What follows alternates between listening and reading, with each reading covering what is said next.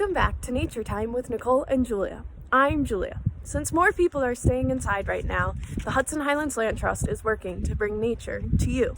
Today, I'm standing here in my backyard to talk to you about birding. Spring is a great time to be thinking about birding as the spring migrations are just starting to pick back up and the bird species we're seeing are changing on a regular basis. Just today, I noticed 3 species of birds that I hadn't seen in my yard yet this spring. The migrations bring migrants through and they also bring our breeding birds back to the area. Luckily for us, there's a couple of apps that can help us on our bird identification endeavors. The first app I'm going to talk about is called Merlin Bird ID. This is a free app available across platforms brought to you by the Cornell Lab of Ornithology. And this app, with just a little bit of information, helps you to identify birds.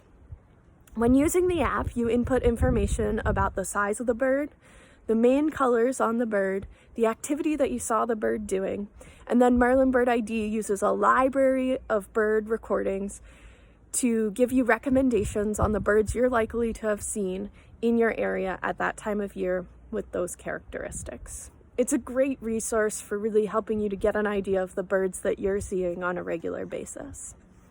The library that Merlin Bird ID is pulling from is called eBird, another free app available across platforms, again brought to you by the Cornell Lab of Ornithology.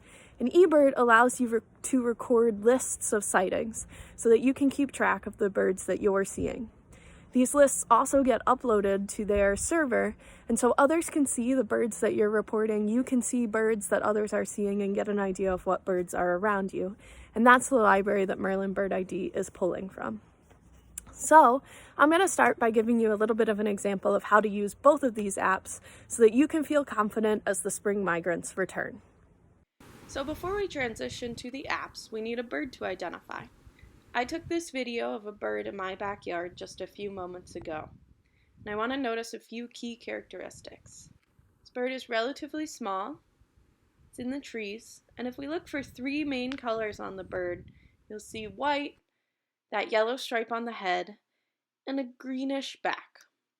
So now we're going to transition to my phone screen. I will be doing this tutorial on my iPhone, so if you're an Android user, there might be a few differences, but it should be fairly similar. If you have not already, go ahead and pause this video, navigate to your app store, and search for Merlin Bird ID and eBird, and download both of the apps to your device. So we're going to start in Merlin Bird ID. So if I open it up, this is the main home screen. And you'll see that there's 3 key features to this app. We can start a bird identification, we can do a photo identification, or we can explore the birds. So I'm going to start with the bird ID. And we're going to identify the bird that we just watched the video of. So where did we see this bird? I saw it at my current location. I saw it today, so it already selected that, so we'll select next. Then it's going to ask me the size of the bird. It has this great size chart from everything from goose-sized or larger all the way down to sparrow-sized or smaller. And that's what we're going to select for this bird that we saw. So we'll select next. And then it's going to ask me for those main colors, and I can select from 1 to 3 main colors. So as I mentioned as we were reviewing the video of the bird, I think I'm going to select white, yellow, and olive green. So then we'll select next, and it'll ask me where the bird was, or what the bird was doing. And I saw it in trees, so we'll select next. So then it's going to search that library of observations from eBird to come up with some potential birds that I might have seen in my area on this date. You'll notice that the first bird that comes up is the golden-crowned kinglet, and it's got that yellow stripe on top of its head. So I can scroll through and look at different pictures of the golden-crowned kinglet. It even includes a picture of its habitat, which tends to be evergreen trees. I can read about key identifying features of the birds. And we can listen to sounds of the bird. I can then scroll down to see if there are any other birds that I think it could possibly be. But I'm pretty confident in this golden-crowned kinglet identification. So I'm going to say, this is my bird. And it'll say, congratulations, you identified a golden-crowned kinglet. So now if I hit the home button in the top right corner, I'm going to say, yes, I want to start over. But now I want to do a photo identification. So I could take a picture of a bird, or I can choose a photo that I've already taken. So I'm going to navigate to that photo. And now it's going to ask me to zoom into my photo until my bird fills the box. So I did that, and I'll select next. Then it's going to ask me to confirm the date and location. Keep in mind this is an old photo, that's why the date is in May. And I'll select next. And it identified my bird to be a yellow-bellied sapsucker, which is indeed the bird that I saw in this photograph. And again, I can scroll through the photos. I can read the identifying features and listen to its sound. And I'll say, this is my bird. And then I'll navigate home again. And so lastly, one of my favorite features of this app is that you can use it much like you use a bird book. You can scroll through and you can learn about all different types of birds. You can look at pictures, read those key identifying features, listen to different sounds, and also look at its range map to know where you fall within the range map. It's really a great resource to be used very much like a bird book. The last thing I want to point out are the different bird packs that you can install onto your phone. So right now I have the Northeastern birds downloaded to my phone, but I could search through and add different bird packs depending on where I was traveling. So it's really an incredible resource to be used all over the world for birding. So now that we've identified our birds, we may want to keep track of what birds we're seeing.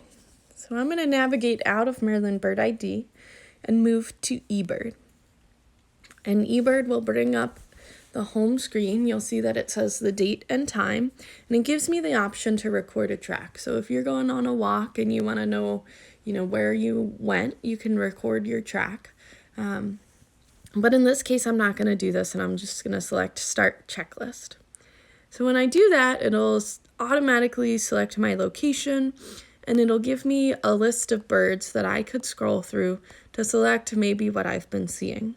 But I also have the option to type in the search bar and search for birds. So we saw the golden-crowned kinglet, and you can see that that came up as the first option. You can see the gray plus button on the left. I'm going to select that and say that I saw one golden-crowned kinglet. In addition to the kinglet that we observed together, I saw one American robin,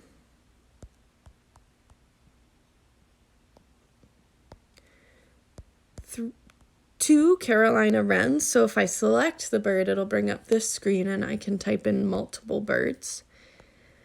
And then I also saw 3 dark-eyed juncos. And so then I'll select done. And so now you can see that I have this list of 4 different bird species that I saw. I'm going to select review. I'm going to go in and confirm my location. And then it's going to ask me how I was observing this bird. It's going to ask if I was traveling, so, going on a walk, if I was stationary, or if it was incidental birding, where you're recording this bird list, but birding was not your primary objective, which was the case here. Then I could fill in the number of observers, which was just me. Then it'll ask me if it's a complete checklist of the birds you were able to identify. And in this case, it wasn't, because I'm sure there were other birds going along around me that I just was not paying attention to, but that I would have been able to identify. So I'm going to say it wasn't comprehensive. And so then I can select submit, and it'll upload this list to the eBird library. And with that, I've recorded a list of birds. That's it for this round of Nature Time with Nicole and Julia.